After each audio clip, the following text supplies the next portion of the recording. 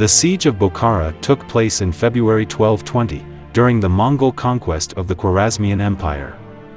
Genghis Khan, ruler of the Mongol Empire, recognizing the strategic importance of Bukhara, launched a multi-front assault on the Khwarazmian Empire. While the Shah Muhammad II, Sultan of the Khwarazmian, planned to defend his major cities individually, especially the border cities like Otrar, to protect his territory from ruthless Mongols. Genghis then sent a 500-man caravan of Muslims to establish official trade ties with Khwarezmia. However, Inalchuk, the governor of the Khwarezmian city of Otrar, had arrested the members of the caravan that came from Mongolia, claiming that the caravan was a conspiracy against Khwarezmia. With the consent of Sultan Muhammad, he executed the entire caravan, and its goods were sold in Bukhara. It seems unlikely, however, that any members of the trade delegation were spies. Nor does it seem likely that Genghis was trying to initiate a conflict with the Khwarazmid Empire with the caravan, considering he was making steady progress against a faltering Jin Empire in northern China at that very moment. Genghis Khan then sent a second group of 3 ambassadors, 1 Muslim and 2 Mongols, to meet the Shah himself and demand the caravan at Otrar be set free and the governor of Otrar should be handed over for punishment. But the Shah had both of the Mongols shaved and he had beheaded the Muslims before sending them back to Genghis Khan. This was seen as a grave insult to the Khan himself, who considered ambassadors as sacred and inviolable. This led Genghis Khan to attack the Khwarezmian dynasty. And in the result, the Mongols crossed the Tian Shan Mountains, coming into the Shah's empire in 1219.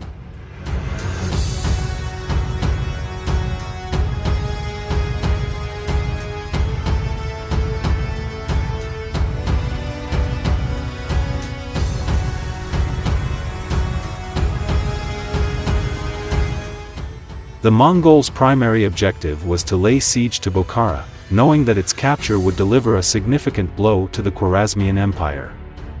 The city's location on the Silk Road made it a vital hub for trade and cultural exchange. A geographic survey described Bukhara as one of the greatest cities of Central Asia with a population of close to 300,000, and a library of 45,000 books, a center of learning and culture. In Bukhara, Pai Kalyan Mosque was one of the largest mosques in the world. Bukhara, considered as a busy place for trade and culture. It was located on the Silk Road, which brought traders, scholars, and artists from many different parts of the world.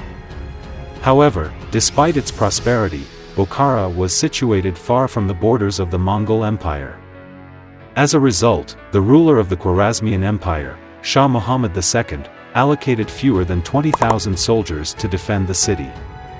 Genghis Khan, known for his strategic brilliance, gathered intelligence from various sources, including spies along the Silk Road.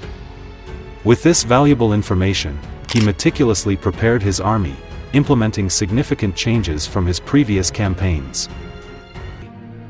Before launching an invasion, the Mongols conducted thorough scouting of their opponent's military and economic capabilities. They never attacked an enemy without comprehensive knowledge of their adversary's willpower and ability to resist. So once all ready, the Mongol force, estimated to be between 30,000 and 50,000 strong, accomplished the seemingly impossible by crossing the treacherous Kizilkum Desert. This desert was previously considered impassable for large armies, but the Mongols demonstrated their exceptional military prowess and determination.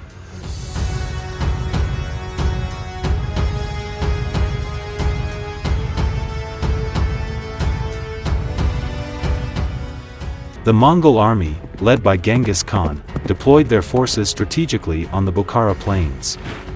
The Mongol forces' number was between 30,000 to 50,000. In that era, the best war tactic was how fast an army could move from one war's ground to another, and Mongol had a vast experience in that.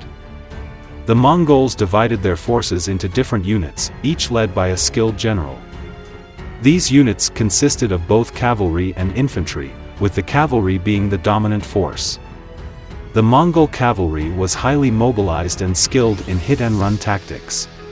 As the Mongol army approached the city of Bukhara, the defenders, known as the Bukhara garrison, gathered at the top the city walls.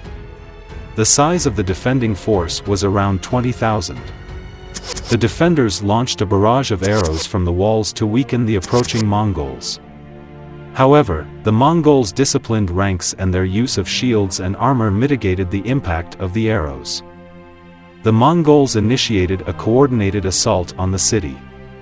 They easily surrounded the city as the defender was not fully ready to attack the rival dominant force.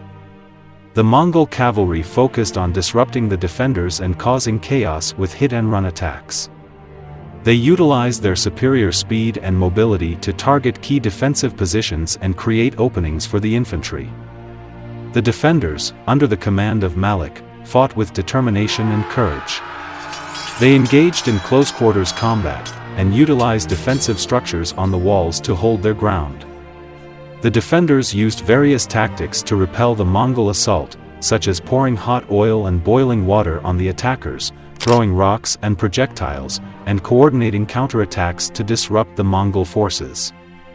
Recognizing the resilience of the defenders, the Mongols brought in fresh troops as reinforcements.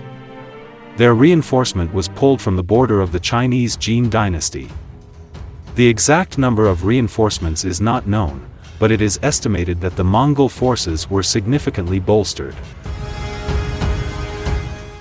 The reinforcements allowed the Mongols to maintain a continuous assault, with waves of fresh troops pushing against the defenders, increasing the pressure on the city walls. Despite the defenders' efforts, the Mongols eventually breached the defense line. They used battering rams, siege towers, and ladders to create breaches in the defenses and gain entry into the city.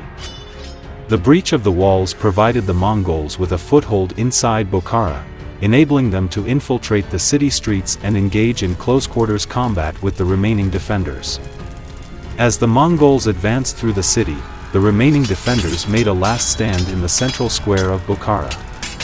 The exact number of defenders at this stage is unclear, but they were significantly outnumbered by the Mongols. Led by Malik, the defenders fought fiercely, refusing to surrender. They engaged in intense hand-to-hand combat, defending every inch of ground in a desperate attempt to repel the Mongols' Conquest. Despite the defenders' determination, they were eventually overwhelmed, and Malik fell in battle. With the defeat of the defenders, Bukhara was fully conquered by the Mongols. The Mongol army killed everybody in the fortress and enslaved most of the city's population. The Mongols reserved the work of skilled craftsmen and artisans, conscripting other inhabitants into the armies. Although Bukhara was then destroyed by fires, the destruction was relatively mild compared to elsewhere. Within a short space of time the city was once again a center of trade and learning. Genghis Khan celebrated the victory and the expansion of the Mongol Empire, marking another significant conquest in their campaign of conquests across Central Asia. Overall, the Battle of Bukhara was a significant engagement, where the Mongols showcased their military power, utilizing their disciplined and versatile forces to overcome the defenses of the city. The defenders fought bravely, but were ultimately unable to stand against the relentless Mongol assault.